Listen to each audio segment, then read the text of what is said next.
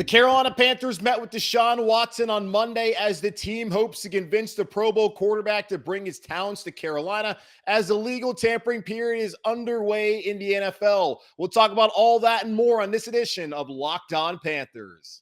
You are Locked On Panthers, your daily Carolina Panthers podcast. Part of the Locked On Podcast Network. Your team every day.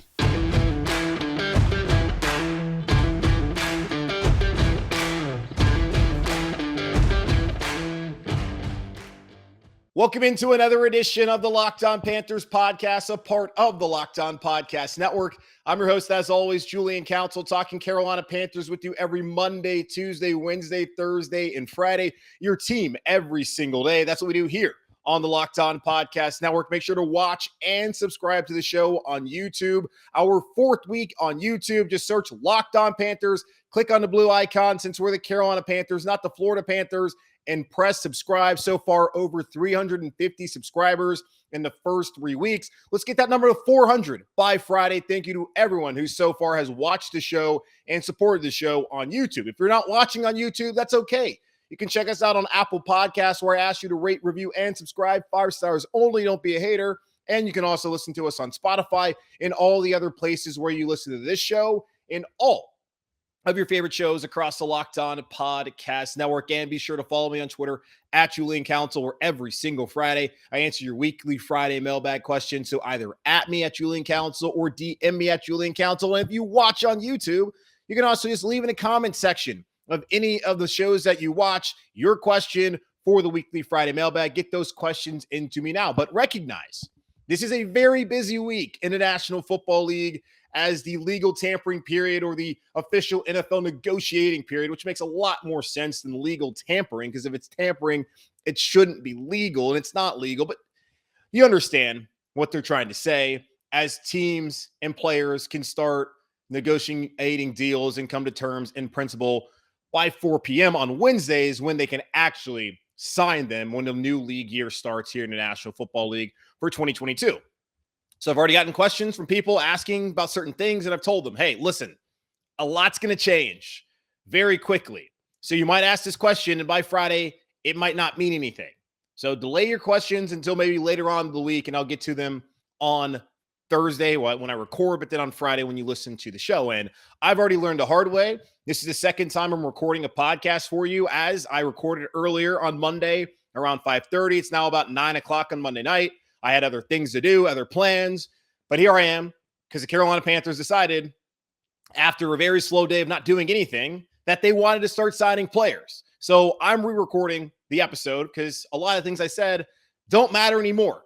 But one of the things I did talk about, though, is the Carolina Panthers meeting with Deshaun Watson. Adam Schefter, the ESPN NFL insider, reported earlier on Monday that Texans quarterback Deshaun Watson was expected to meet over the next 48 hours with the Carolina Panthers and New Orleans Saints, among other teams, per league sources. Watson wanted to meet with teams as much as teams want to meet with him before trade talks ramped up. Joe Person from The Athletic, who covers the Carolina Panthers, also reported on Monday that neither Matt Rule or Scott Fitterer were in office on Monday, as at noon, that's when the negotiating period started, when they could start talking to players and start signing players. And, well, they weren't in the office on 800 South Mint Street in Uptown Charlotte on Monday, were nowhere to be found. Well, it was very clear where they were. They were headed down to Harris County, Texas, and to Houston to speak and meet with Deshaun Watson and Aaron Wilson, who's been all over this. He, formerly of the Houston Chronicle,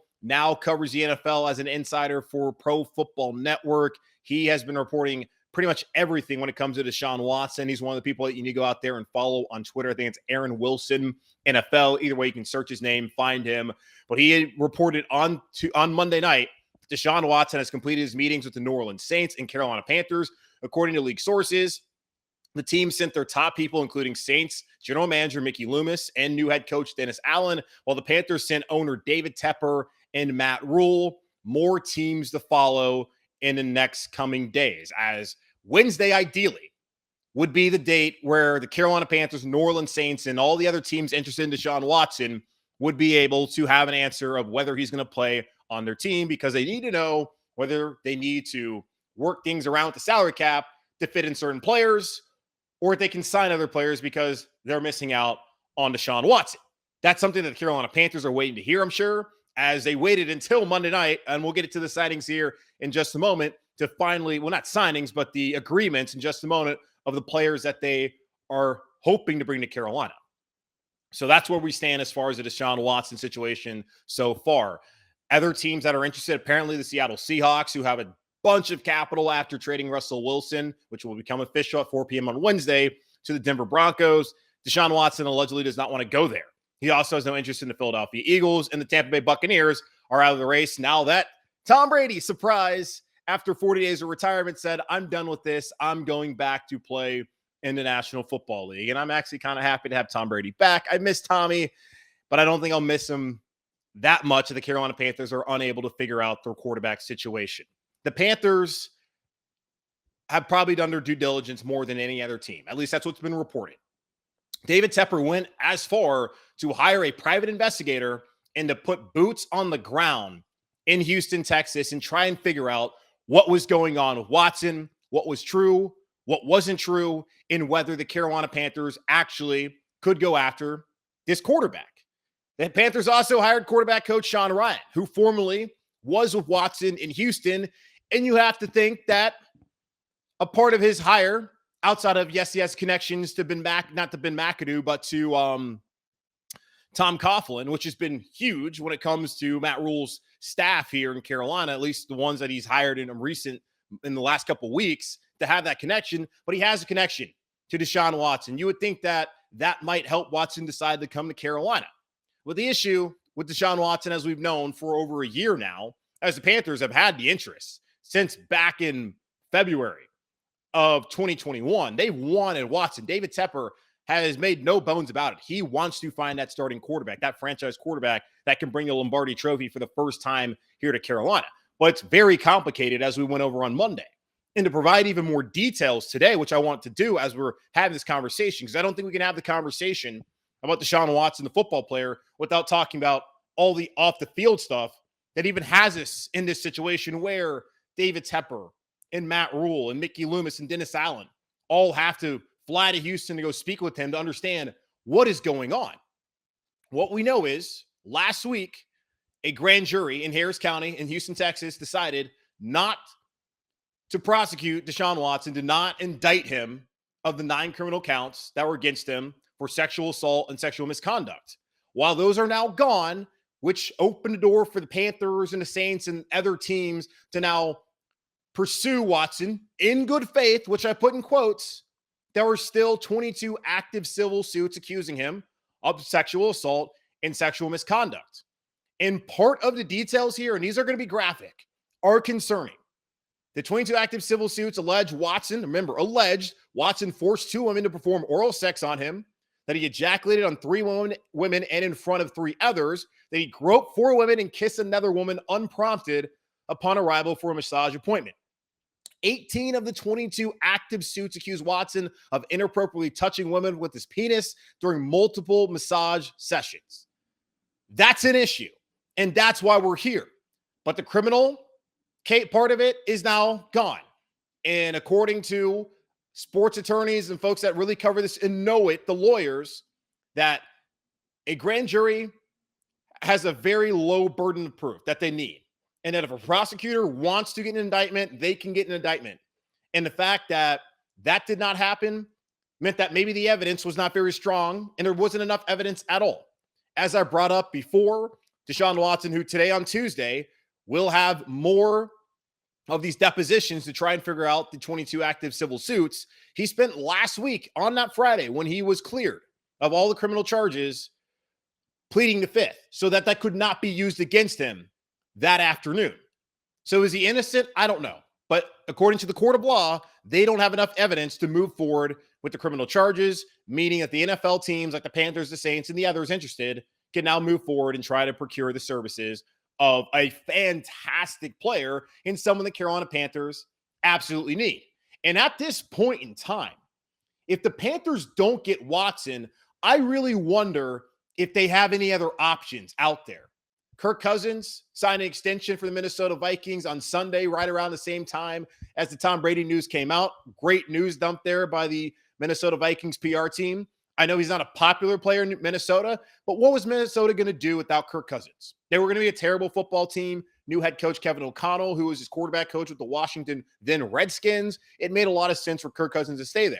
Apparently, the Panthers laughed off all the reporting a couple weeks ago from a local Minnesota radio host that the Panthers had called and inquired about Kirk Cousins.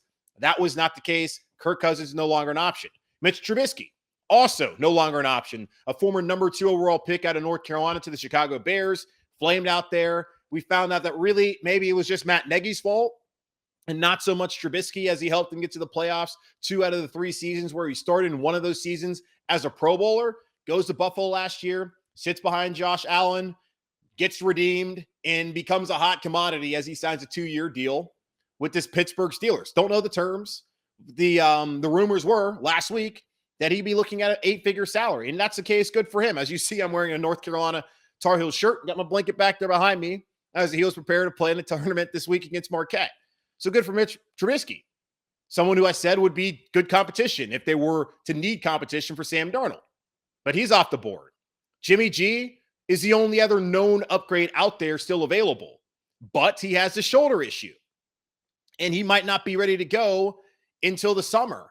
And that means he's going to miss OTAs. He's going to miss mini camp. And are we sure once they get down to Spartanburg that he'll be ready to go? We already know what Jimmy G is. He's a player who's really good when you have a great running game around him, good offensive weapons, a good offensive line, and a great defense. Can the Carolina Panthers offer that to him? I don't think so, and I don't think that's someone that you want when you know that he cannot win you a Super Bowl, and that's the whole point of all of this quarterback search going on here in Carolina. Outside of that, Marcus Mariota spoke to a paper back in his native state of Hawaii this past weekend saying that he wants another opportunity as an NFL starting quarterback, maybe getting competition here in Carolina, as he also is a former top 3 pick, and the Panthers have already tried to do that reclamation project last year with Sam Darnold. Would he make sense as competition? Jameis Winston, in that same draft class, was drafted number 1 overall by Tampa Bay. He's been in New Orleans the last 2 years, and he's been a free agent the last 2 cycles, and the Panthers have not shown any interest in bringing in Jameis Winston. Andy Dalton signed a $10 million deal last year to be the starter in Chicago, said it was his time. It was not Andy Dalton time after all. Could he be someone else that they want to bring in here? Jacoby Brissett, Tyrod Taylor, who seemingly every time he gets injured, the quarterback that takes over turns out to maybe be the next franchise quarterback. Saw with Justin Herbert in Los Angeles with the Chargers, and then saw it last year in Houston with Davis Mills, which is certainly a welcome sight for the Houston Texans. So at this point in time, the Carolina Panthers, if they don't get Deshaun Watson, they're not in a good situation. Yes, you can always go to the draft and try and trade, or not trade. Maybe I think it would make the most sense if they traded back to get a Malik Willis or a Kenny Pickett, but that doesn't really solve the issue, at least for this season. Maybe down the road, but Matt Rule doesn't have down the road, which is why Monday night was such a vital meeting for David Tepper, for Matt Rule, for Scott Fitterer, and for the Carolina Panthers organization.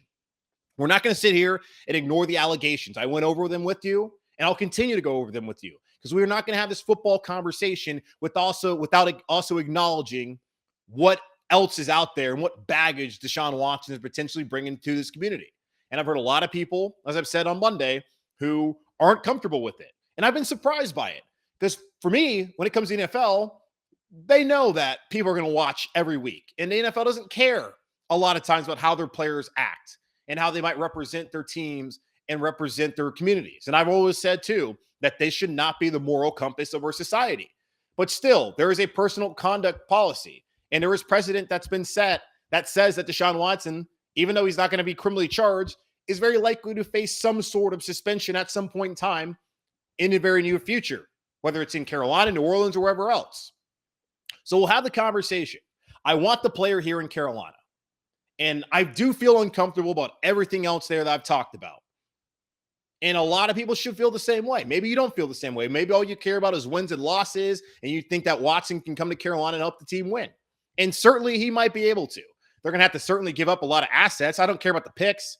The players are what I care more about in order to procure his services. And we'll see what exactly the pitch was as more reporting comes out today and tomorrow, as hopefully there's a resolution.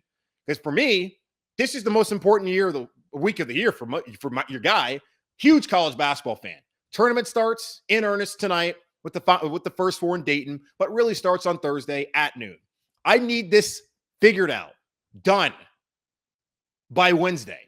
Not Thursday morning, by Wednesday. Because I don't want to be sitting here talking about Deshaun Watson on Thursday, on Friday, or on Saturday or Sunday.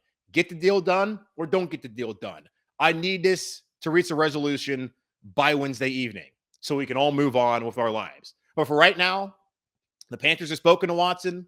They've sent the Texans their offer, and they've done everything that they can to try and show Deshaun Watson that this is the right situation for him, and have done their due diligence, according to reports, by having a private investigator follow him, hire coach Sean Ryan, and try and do everything they can to convince Deshaun Watson that this is the right place for him, and also to try and come back and tell the fan base that this quarterback is someone worthy of being the face of the franchise, despite the 22 active civil suits that I'm sure are going to concern a lot of people. And I don't blame anyone who's concerned about them, especially when they're accusing him of sexual assault and sexual misconduct and all the details I just provided to you shortly before. So that's where we stand when it comes to Deshaun Watson here on a Tuesday morning, or really a Monday night as I'm recording this around 9 o'clock Eastern time here in my home in Charlotte, North Carolina. But the Panthers also made moves, cap-saving moves, and also brought in another player. We're looking at a potentially new-look Panthers defense in 2022. We'll get into those details here in just a moment. It's that time of the year again as college basketball's tournament is finally upon us. From all the latest odds, contests, and player props, BetOnline.net is the #1 source for all your sports betting needs and info. BetOnline remains the best spot for your sports scores, podcasts, and news this season. And it's not just basketball. BetOnline is your continued source for all your sports wagering information needs, including live betting and your favorite Vegas casino games. Head to the website today or use your mobile device to learn more about the trends in action. BetOnline, where the game starts. Whether the Carolina Panthers are able to bring in Deshaun Watson or not, it looks like we're in for a somewhat new-look Carolina Panthers defense in 2022. The unit was awesome last year in 2021, being able to fix one of the worst defenses in the National Football League in 2020, and turn into one of the best defenses in the NFL, a top 5 unit in 2021. But some of the players that they brought in last year will no longer be here in Carolina, as the Panthers decided to cut defensive lineman Morgan Fox and cornerback A.J. Bouye, saving more than $6 million in cap space, bringing the Carolina Panthers about $35 million against below the salary cap heading into 2022, prior to making some free agency moves. As we've talked about in the past, the Panthers like to have about $9 or $10 million for in-season moves. They need about $8 or $9 million also for their draft class. And looking at that, the Panthers probably only have about $17 million, maybe $20 million tops to sign other players. And that's not taking into account the $24 million of cap space that they would need to bring Deshaun Watson here to Carolina. So we'll see how that all plays out, as bringing Deshaun Watson would also mean getting rid of a few players who would go against the salary cap here in 2022. So what will the defense look like going into September? As I mentioned, Morgan Fox, A.J. Bouye, both of those guys role players, not starters. Now, Fox started a couple games, same with Bouye, as the cornerback position had a little bit of attrition later on in the season.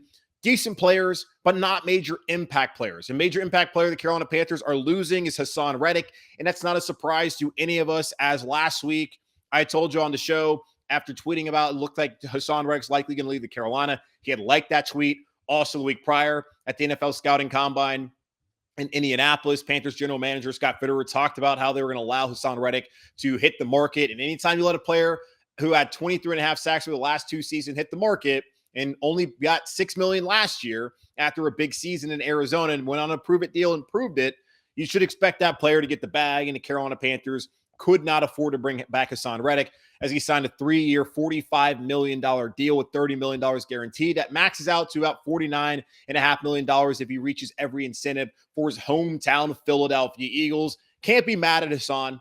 Gets to go back home. Of course, he played at Temple for Matt Rule from Camden, New Jersey, across the Delaware River outside of Philadelphia. Gets to go back play for his hometown Philadelphia Eagles, who I'm sure he grew up a fan of, and now he gets to go back to Philly and finally gets paid. Looking at it, if you max out the $49.5 million, that's an average annual value of $16.5 million, which is just below the $17 million he was looking for. But the Carolina Panthers could not afford that. Couldn't afford the franchise tag of $18.5 million for a linebacker, and definitely could not afford to give him that kind of deal, even if it meant getting a signing bonus on top to try and push the money down the road. That was not something that was going to happen. So Hassan Reddick also gone. I'd guess that Stephon Gilmore will be gone as well, and maybe even Donte Jackson, who the Panthers are letting test the market. We looked at the cornerback market so far. On Monday, the top 2 cornerbacks in the league, at least free agents, J.C. Jackson from New England, who dubs himself Mr. Interception, is headed to the Chargers for a mega deal. Carlton Davis is staying in Tampa Bay for a team-friendly deal, even though he's making $15 million per year down in Tampa. Now, what does the market say for for Donte Jackson and for Stephon Gilmore? What will that be? I expect Gilmore to be gone. Maybe Donte can come back. Other starters that are going to be departing. DaQuan Jones is set to sign with the Buffalo Bills on Wednesday. Justin Burris is starting safety. He's now gone. Jermaine Carter Jr. said his goodbyes following exit interviews in Carolina. He's no longer going to be here. So you got those players plus Morgan Fox and A.J. Bouye. So Fox, Bouye, Reddick, likely Gilmore, maybe Donte, DaQuan Jones, Burris, and Carter all leaving Carolina as major players on one of the top defenses in the National Football League. The good thing for the Panthers, though, is they put a lot of assets back in the 2020 draft where they used all 7 of their picks on defense, and in 2021 and in free agency on some of the young players. And, well, really, these are all young players that were drafted. J.C. Horn, Jeremy Chin, who's been fantastic, Brian Burns, Derek Brown, even Shaq Thompson, who's a holdover from the Ron Rivera era. He's young, but he's still a veteran and a captain on this team. You have those guys to build around, even though there are holes to fill. The Carolina Panthers, especially in the secondary at corner, are extremely young at the position with no one on the roster older than 24. You have Horn, you have C.J. Henderson, who they traded a 3rd-round pick, and Dan Arnold last year to Jacksonville to bring on, who at times last year looked like more of a developmental player than someone who's going to be ready to be the number 2 corner for the Panthers next season. You have him on the roster with Horn, and they would probably be the likely starters at corner if the season were to start today, which it's not. So it doesn't really matter. Keith Taylor, the 6th-round pick out of Washington, who they really like. Stanley Thomas Oliver, who's more of a special teams player, former 7th-round pick out of Florida International. Troy Pride Jr., coming off of a knee injury, who was injured in that first game against Indianapolis Colts in preseason. I don't think he would have made the roster. Now he gets an opportunity along with Marjorie Harper. That's a really young secondary, especially at the corner spot. So we'll see how that plays out. Now, as far as filling holes, the Panthers did fill one of those holes at free safety by signing Xavier Woods, who formerly of the Dallas Cowboys and last year with the Minnesota Vikings, signed him to a 3-year, $17.5 million deal. And actually sounds like a pretty good deal. Woods was the only defensive player in the NFL to play every single snap with his team last year. A solid, dependable player who figures to be a mainstay in the Panthers secondary. That was according to Field Yates of ESPN.com. I spoke to one of my buddies, Matthew Collar, who's been on the show before, broke down the whole Kirk Cousins deal a couple weeks ago, at least the Panthers' interest and whether that would make a lot of sense. I sent him a text asking, what are your thoughts on Xavier Woods? He told me he's a good player. Really respected for his intelligence. Not going to make a ton of game-changing plays, although he did have 3 interceptions last year, but solid, usually in the right place. That kind of guy. I like that. 3 years, $17.5 million for a starter who didn't have injuries, was durable all last season, played every single snap. You got to like that if you're Carolina. You put him now opposite of Jeremy Chin at safety, and you're set there. Just looking at it right now, the depth chart, at least the first team, when you're looking at the starters for next year, and this is before we're talking about a potential Deshaun Watson trade, because if Deshaun Watson does come here, you're going to lose a piece of these. You're going to lose a couple of these players. Apparently, the Panthers don't want to give up Brian Burns or Jeremy Chin, which those would be the 2 non-starters I would talk about on defense. I could see them letting go of Derek Brown. I wouldn't want to give up J.C. Horn because he does play a premium position. You just traded for him. But the hope is maybe C.J. Henderson develops into something that's good enough. He was a former top 10 pick and plays the same position. But when I look at it right now, this Panthers defense, you got Brian Burns back there starting at defensive end after a Pro Bowl year. Derek Brown at defensive tackle, nose tackle. You got to fill that position as DaQuan Jones is now headed to Buffalo. Yetur Gross-Matos, he gets to step up and be a starter at defensive end, taking over from Morgan Fox. 2nd-round pick from a couple years ago. Last year in the Buffalo game, had 2.5 sacks, really came on later in the season before suffering COVID and coming down with that, missing the last game of the season. But I think that they really want to get him on the field. And I believe that Yetur Gross-Matos can reach that potential that the Panthers saw in him when they drafted him in the second round back in 2020.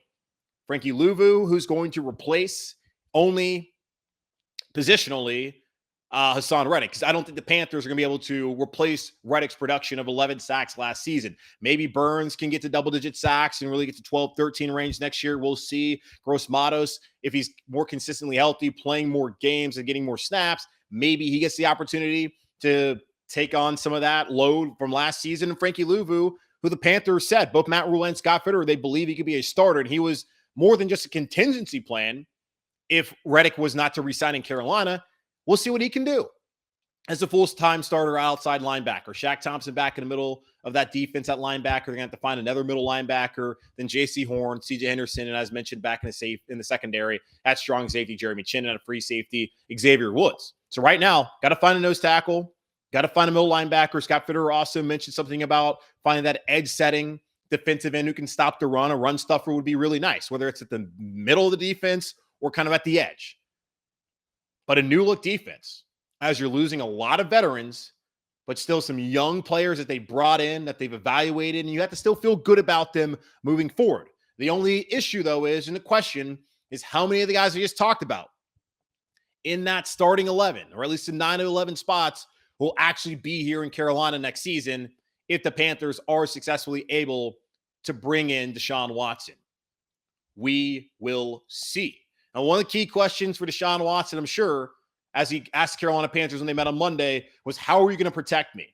The Carolina Panthers waited a while on Monday, but they finally found a new starting guard, which is one of the key things that they wanted to do heading into free agency. We'll talk about who that is, and we'll look at how the offensive line will look with Watson or without Watson here in Carolina heading into 2022 in just a moment.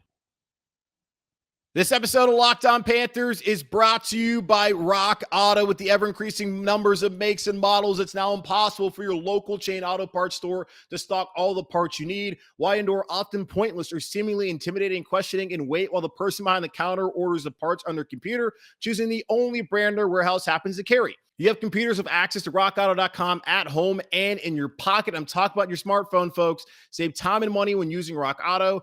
Rock Auto is a family business serving do-it-yourselfers for over 20 years. Rock Auto prices are reliably low for every customer. They have everything you can need, from brake parts, tail lamps, motor oil, and even new carpet. Go explore their easy-to-use website today to find a solution to your auto parts needs. Go to rockauto.com right now and see all the parts available for your car or truck. Right, Locked On in there. How did you hear about us box? We sent you. Amazing selection, reliably low prices, all the parts your car will ever need. rockauto.com. Monday was a pretty quiet day for the Carolina Panthers as the NFL negotiating period, also known as the legal tampering period, began at noon Eastern. It was a quiet day for the Panthers, and well, until it wasn't a quiet day. As I told y'all, I am recording this for the second time today because I thought at 5:30 it'd be safe to record a podcast as the Panthers had not made any move, and I was thinking that they were sitting here on Deshaun Watson watch as they were set to meet with the quarterback on Monday. And we'd see what happened after that, whether they would start making moves or they would wait till later on when they knew whether Watson would be their starting quarterback or not, and what kind of cap space that they would have with or without Watson.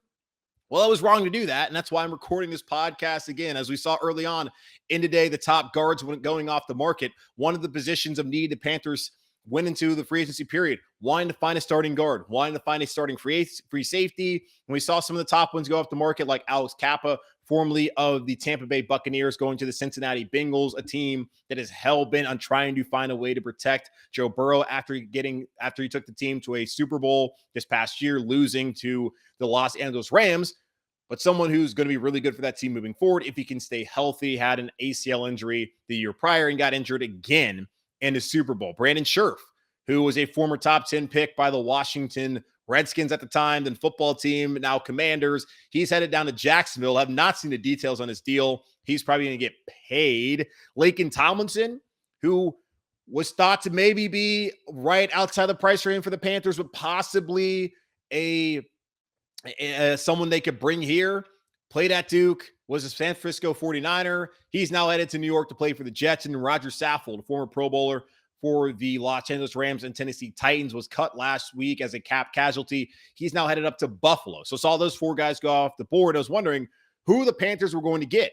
They were going to have to go into the bargain bin. We knew that going into free agency, knowing that they didn't have a ton of space. Currently looking at about $17 million, and that's not factoring in the 24 that they're going to have to use to find space for Deshaun Watson, but other players would be on the way out, and it would probably work out eventually. The Panthers, well, not probably, they'll find a way to make it work out.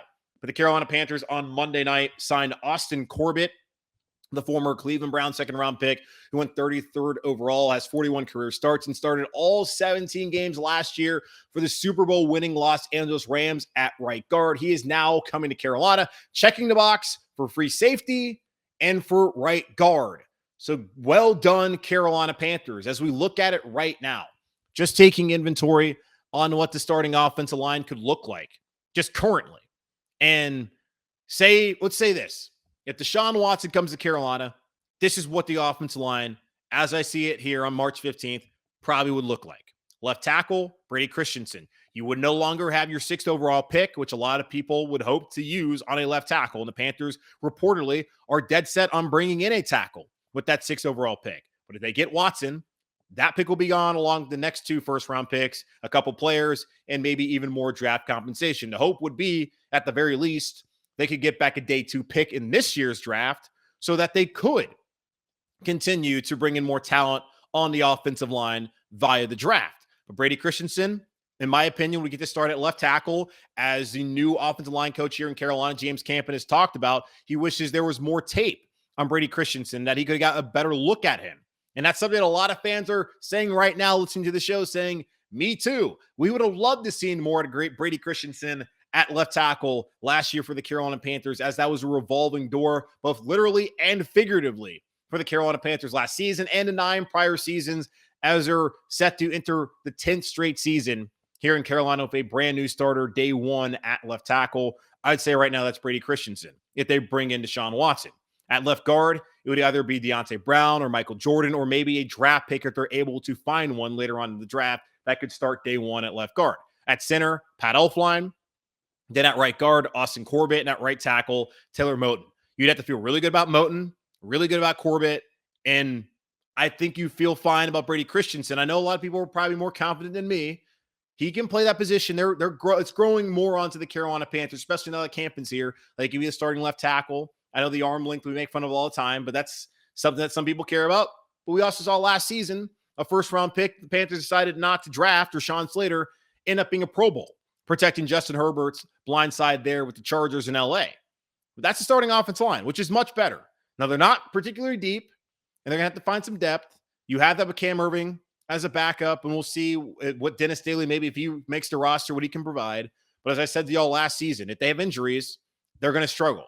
But right there as a starting unit, you'd have to like that. Now, if they don't bring in Deshaun Watson, Moton's still at right tackle, Corbett's still at right guard. I would say for right now, Pat Elflein at center, then at guard, Brady Christensen, and then they take on either a Charles Cross or Trevor Penning or whoever might fall there to left tackle at 6. As it looks like Jacksonville franchise tagging Cam Robinson might be more inclined to go defensive end with Aiden Hutchinson out of Michigan there at number 1 overall. And that could mean an Ike Ekwonu or an Evan Neal falls back to 6. But either way, if Watson's not here, Moton at right tackle, Austin Corbett at right guard, Pat Elflein at center, Christensen at left guard, and then that 6th overall pick at left tackle, which again, you got to feel pretty good about that offensive line compared to what the Panthers had to deal with last season. So a job well done in the first day of the negotiating period and legal tampering period for the Carolina Panthers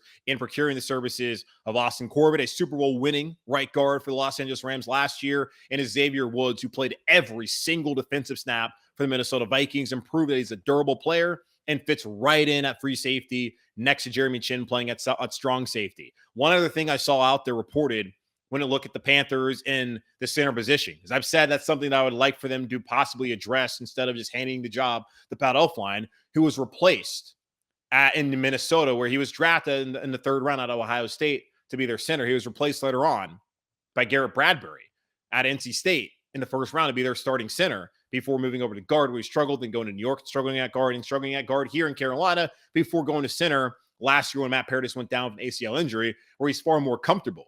But if you can upgrade at the position, Bradley Bozeman, who currently plays for the Baltimore Ravens, a free agent, would be an upgrade. And they can get him, and then you can have Christensen at left guard if they don't decide to get Watson, and you can get a left tackle at 6. That's a pretty damn good scenario. That also means that you don't have Deshaun Watson, so that's probably not the best scenario, but the offensive line is well on its way to being fixed, and that's something that every single Carolina Panthers fan can rejoice. But can we please find a real left tackle and a stud left tackle? Not saying that Brady Christensen is not that. He can very well be that. But he was, again, second-round guard grade, third-round tackle grade. If they can get a first-round tackle, I would love that. I'd also love to have Deshaun Watson here. It's an either-or situation, as we talked about yesterday. Would you rather have Watson or a running back? Would you rather have Watson or a left tackle? I know we've all had that conversation. What's more important? Getting a left tackle or getting a quarterback? Fixing the offensive line or getting a quarterback? A quarterback can take you a long way, as we saw with Joe Burrow, but you also have to protect him, as we saw with Cam Newton and the Panthers' inability to protect him and to put weapons around him. And getting Deshaun Watson could take away some of those weapons, could take away some of those good defensive players, and put the Panthers in a position where they're not ready to go. But telling him now that we have Taylor Moton, Austin Corbett, Pat Elflein, Brady Christensen, all right there for the 5 starters, ready to protect you next year, he has to feel a lot better about that than he did when he woke up this morning and when the Panthers probably got to meet with him later on tonight, where I'm sure they told him what their plan was, but now it's tangible, something he can see, that he doesn't have to wait until Wednesday or Thursday to hope that maybe that's the truth that they're telling him. He can absolutely see the Panthers' plan in terms of the offensive line and how this team could be better with him. So we continue to be on Deshaun Watson watch while also recognizing all the things he's accused of and how messy the situation potentially could be even moving forward. But knowing the Carolina Panthers are all in, as David Tepper and Matt Rule met with the quarterback in Houston on Monday, and the Panthers now have 2 players in free safety, Xavier Woods and right guard Austin Corbett, that can help this team moving ahead in 2022. And we'll continue to do that on the show on Wednesday and throughout the rest of the week as we wait to see what happens with the Carolina Panthers and Deshaun Watson and whether they win that sweepstakes and what players do depart if they do, in fact, procure the services of the former Pro Bowl quarterback down there in Houston. That's going to wrap it up for this edition of the Locked On Panthers podcast, a part of the Locked On Podcast Network. Again, I'm your host, as always, Julian Council, talking Carolina Panthers with you every Monday through Friday. So please subscribe to the show and watch the show over on YouTube. Please also rate, review, and subscribe to the show on Apple Podcasts, and follow us on Spotify or all the other places where you listen to this show and all your favorite shows across the Locked On Podcast Network. And be sure to follow me, Julian Council, on Twitter, at Julian Council, where every single Friday I answer your weekly Friday mailbag questions. So either at me at Julian Council or DM me at Julian Council. You can also submit a question by commenting on any of the videos that you see on YouTube. In the meantime, be safe. The weather's finally good, as I'm your local weather reporter, apparently taking over Brad Panovich's job, and keep pounding. And we'll talk more Panthers on Wednesday.